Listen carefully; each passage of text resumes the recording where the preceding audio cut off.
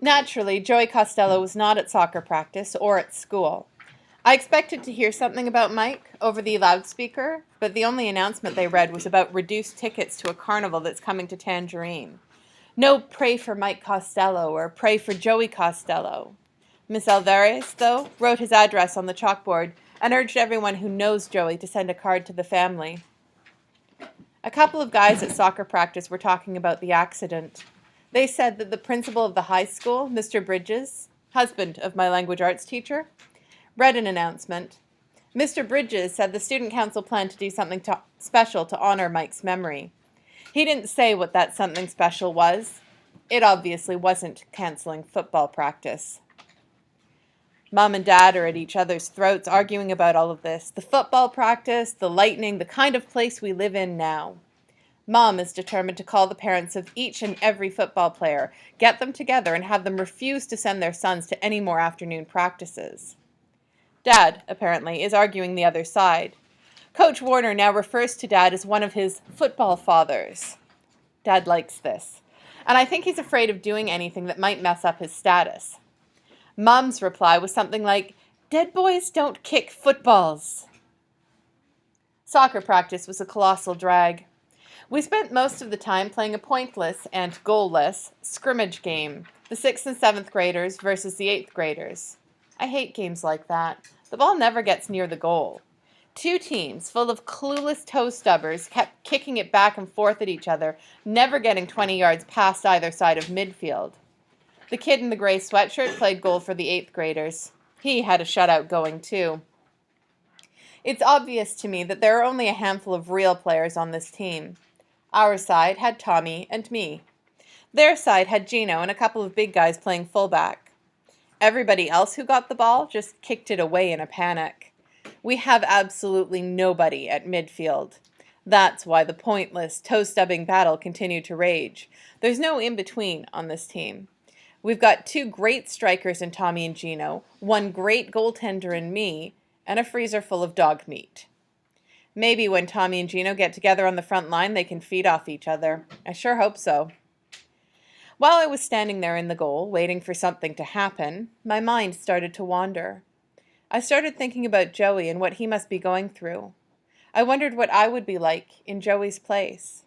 What if my brother had landed on the goal line with the left side of his hair singed off? What if Eric was the body at the Undertaker's right now? How would I feel about that? I would feel relieved. I would feel safer. But I would feel sorry, too. Eric is part of the eclipse story. I know he is. Eric is a part of whatever it is that I need to remember. I don't want Eric to die and take his part of the story with him. Thursday, September 7th. Mom began her telephone campaign at 9 a.m. She had a list of all the numbers in Lake Windsor Downs. She called everyone she knew of who had a son on the football team.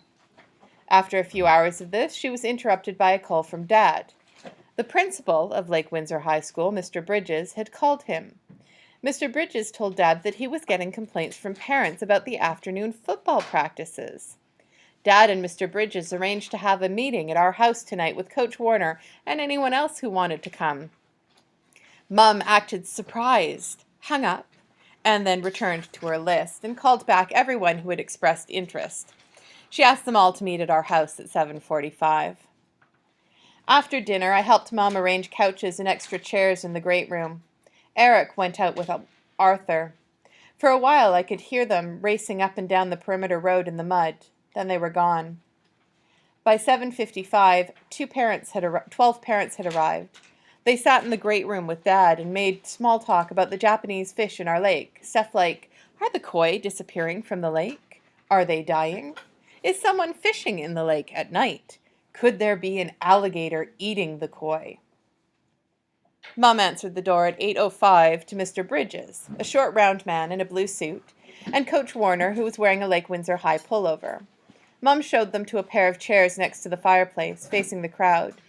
She thanked them for coming, then took a seat next to Dad on the couch. Coach Warner sat down, but Mr. Bridges remained standing to speak. You probably know me. I'm Bud Bridges. I've been principal of Lake Windsor High since the doors opened here 10 years ago. And I have to share with you that this tragic accident is the worst thing that's happened to me as a principal. Mike Costello was a fine young man, a young man I'm proud to say I knew. His loss is a personal loss for me.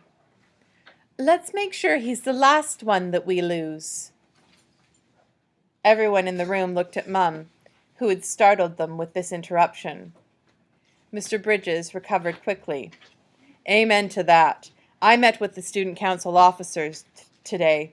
They have decided to dedicate this year's senior awards night to Mike Costello and to plant a tree in his memory in our entranceway. Mum leaned forward. Mr. Bridges, can we count on you to stop these afternoon practices during thunderstorms?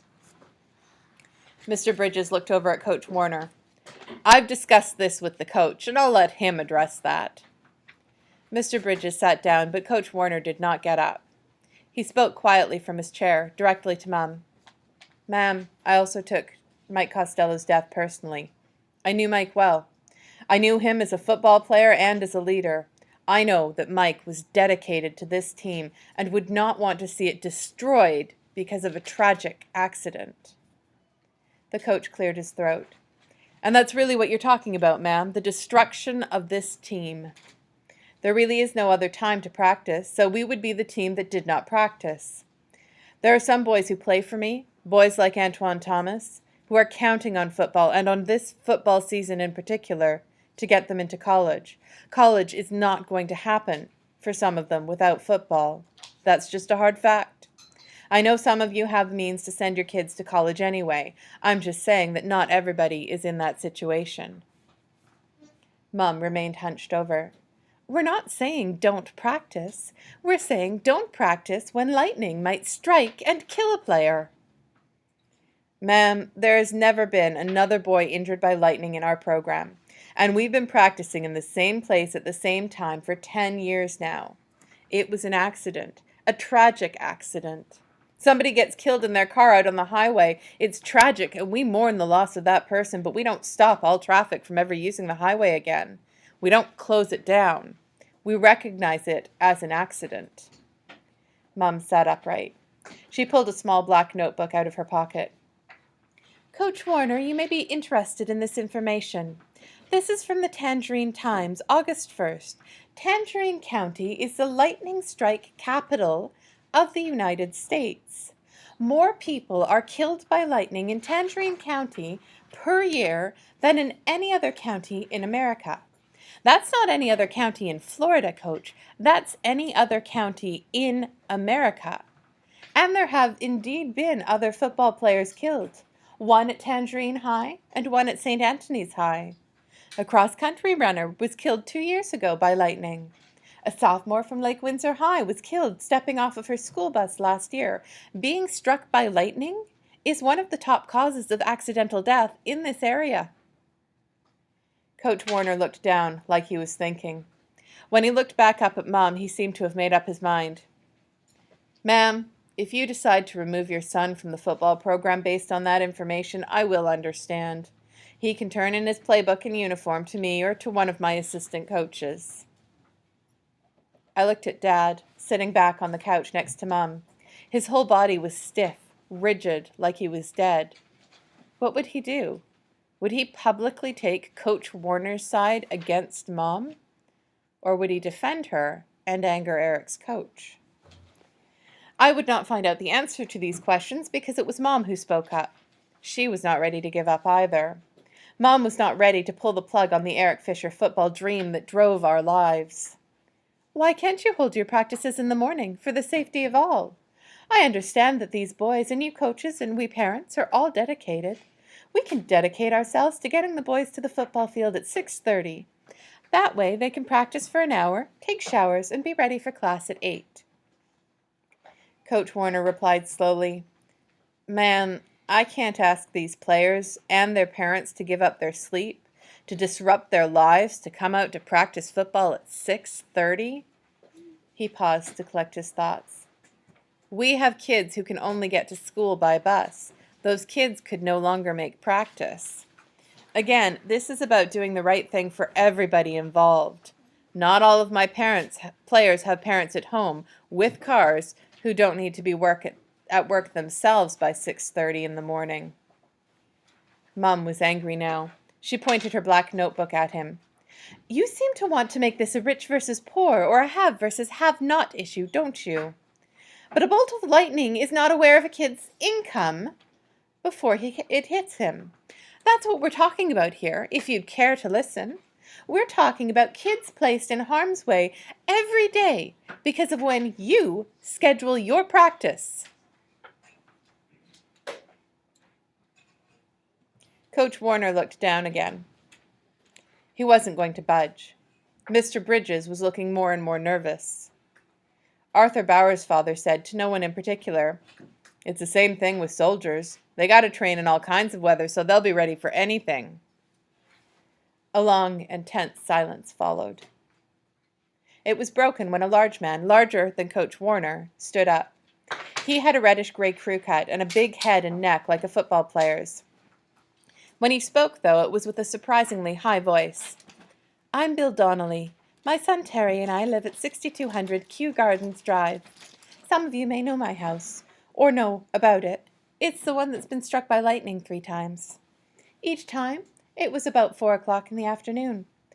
My son plays football at Lake Windsor High, and I'm very proud of that, but I have to agree with Mrs. Fisher. We live in an area where this lightning strike stuff is a reality." He stopped and addressed the coach directly. "I'm willing to drive my son to practice at 4 o'clock in the morning if I have to, and I'll take part in any kind of carpool we set up to make sure that every kid can get there." He turned then and looked right at Mum. "I can't sell my house because of this lightning thing. I can't get an insurance agent to write me a homeowner's policy. But I don't really care about any of that. I care about my son and what might happen to him. I can't even imagine what Jack Costello and his wife are going through tonight." Mr. Donnelly sat down, and the rest of the room finally came to life. Other parents leaned over to Mom to tell her that they'd take part in a carpool as well. Mr. Bridges stood up to speak. He had to wait until the talking died down. "Well, all right. I think that's a good suggestion. What we can do now is present this suggestion to all of the parents. We can contact the parent or guardian of each player and ask them to respond to the question, should we move practice to the early morning? Coach, does that work for you?" Coach Warner was quick to agree. "Of course, we can try that. Me and my staff are certainly willing. We'll ask that all the parents, and if the majority want to do that, then that's what we'll do." He paused to look at Mum. "Personally, I'd prefer another solution." Mum replied immediately, "Which is?" "Which is that we continue to practice in the afternoon, but we call a halt to it whenever there's lightning in the area." "That's every day, Coach. Every day at 4 o'clock. "No, it is not every day. At this time of the season, we might have rain every day. We might have rain during some of our games, too. But that does not mean that there is lightning striking in the area every day." The coach stopped, and no one else spoke. Mr. Bridges took the opportunity to sum up the meeting. "Then we're all agreed on this course of action. We need to present this suggestion to the parents of all the players. If the majority want to move practice to the morning, we'll work together to solve the transportation problems that some boys might have." People around the room started mumbling, and the meeting broke up. Mum thanked Mr. Bridges and Coach Warner for coming. They exited quickly. Other parents lingered for a short time, thanking Mum. Mum made a point of thanking Mr. Donnelly, right in front of Dad, for speaking up in support of our children. Dad pretended to be saying goodbye to somebody else, but I'm sure he heard. By 8:30, the house was empty of guests. Mum, Dad, and I worked silently to restore the furniture and straighten up the great room. Mum headed upstairs first. She said goodnight to me, but she pointedly ignored Dad. When I went upstairs, he was standing alone by the fireplace, staring at the spot where Coach Warner had been sitting.